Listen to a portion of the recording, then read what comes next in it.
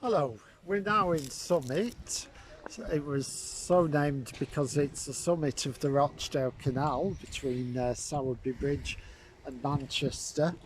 And here the canal, the River Roch is very much subservient to the canal.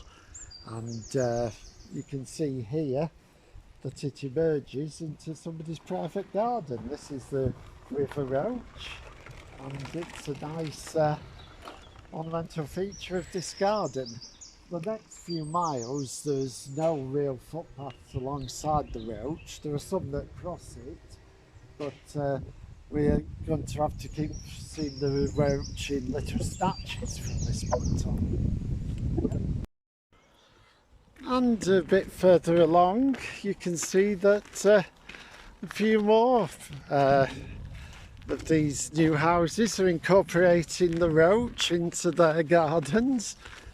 It's quite interesting to see this little bridges over the river.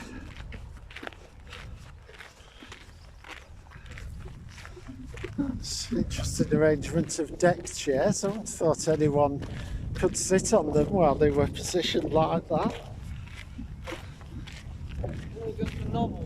Yeah.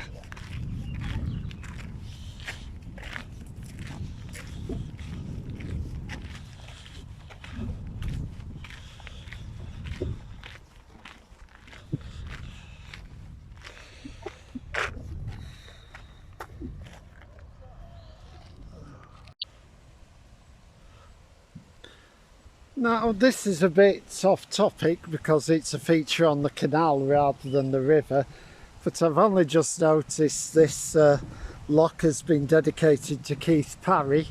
Now I knew Keith Parry. He was a man about town in Littleborough when I was growing up, and had many years ago in his youth dated my mother for a bit, but that was well in the past before I came along. And he was a very knowledgeable and talented person, but he did have certain character flaws which prevented him really from achieving his full potential. But it's nice to know that people are still remembering his contribution. He was a great enthusiast for reopening the canal and worked on that project until the day he died, really. That was, I think, the most consistent thing in his life. But again, yeah, it's just nice to make that connection.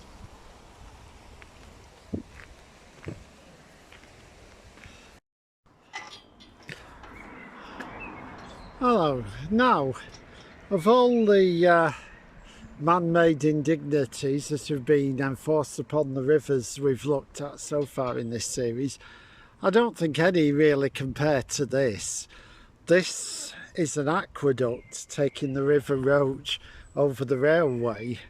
Having had to play second fiddle to the canal, and then had to play third fiddle when the railway came along, and they decided to take it across the railway in that sort of tin bath type structure built over the bridge. And that's especially sad when you consider how impressive the portal is to the Summit Tunnel just behind us. So you think they could have given the Roch a bit of a more dignified passage. We can't go any further towards it without risking a £1,000 fine for railway trespass. So there is the River Roch crossing its first aqueduct. Okay, this is taking a view of the aqueduct from the main Tomerden Road, looking down on it. You can see at that end it's getting quite clogged up with weeds.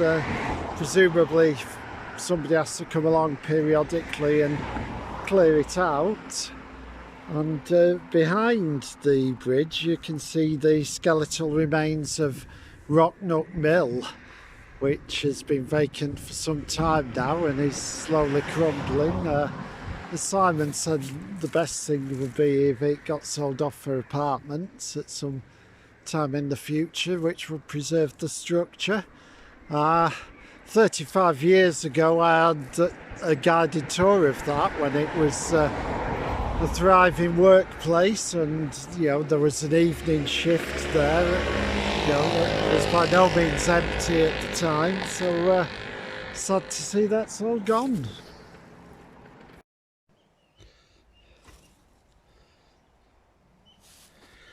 Hello, here we are just about half a mile further down the valley towards Littleborough, and as you can see the Roch has become sluggish and very murky here, and they're barely visible through the brambles. It's entering an area here called Gale Flats, which at this point is grassy, rough pasture land, but further down towards Littleborough it's really been taken over for industrial use, and you can't really get near to the river, almost to the centre of Littleborough. So that might be our next video clip. Just further on the same footpath, you can see that the Roch has widened out again, although it's so shallow you could walk right across it without getting your feet wet.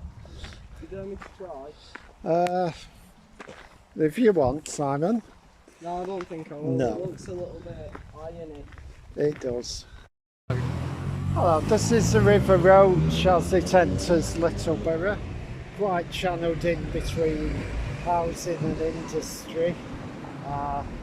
Here you've got Ebor Street, which is interesting because Iboracum was the Latin Roman name for York, so I think it's making a connection between the old Roman road to York, but as a street it's a dead end. It just leads you into an industrial premises. Hello, this is the bridge over the River Roch in the centre of Littleborough, near Littleborough Square, and this was the site of the day the river ran green.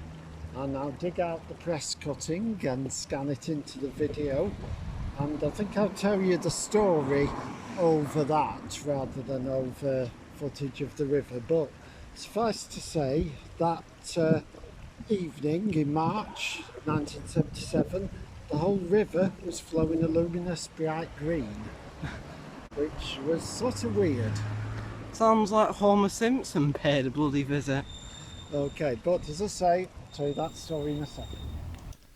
Well, here we have it. How did I end up in the local paper? Well, I noticed a discoloration of the river on my way home from school that evening and thought, ooh, that's odd, but not given it much more thought.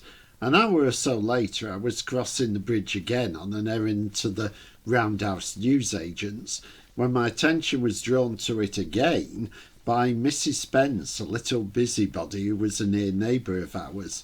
The reason she buttonholed me was that she'd spotted me in a photo taken a couple of weeks before of a train trip arranged by Littleborough Civic Trust and thought I must know someone who could do something about it.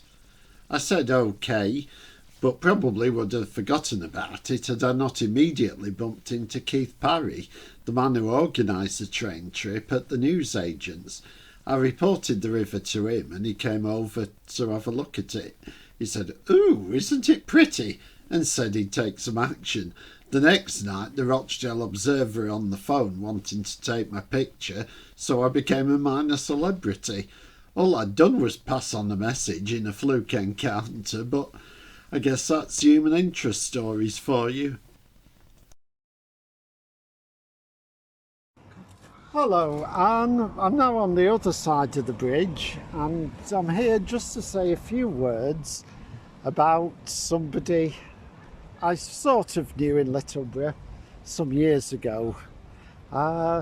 He was in his late 50s, I guess, and I think his name was Brian Chew, and I think he was made redundant or lost his job like so many of his generation in the early 80s, and from that day forward, at least for the next 15 years until I left the town, He used to come here every day and just stand on the bridge like this, arms folded, pouting.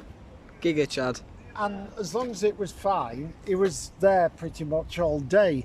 Sometimes you'd see him sitting on the benches, sometimes he'd have a chat with the station master, but most of the time he'd just be here. I suppose he's passed away now, and you have to think, well, could he have found another job? Well, probably. And could he have found something more worthwhile to do? Voluntary work or something? Definitely, but no, he decided to become the guardian of the bridge and just let his life drain away. Stood here, arms folded, defiant, but that was his choice. So, R.I.P. Brian Chew. Well, I'm presuming he's passed away. I must admit, I don't know that for certain, but that's a little story I wanted to tell. And that is the story of Liverpool's biggest mad lad. Littleborough. Did I say Liverpool? Yes, you did. Jesus. The heat is messing with my brain.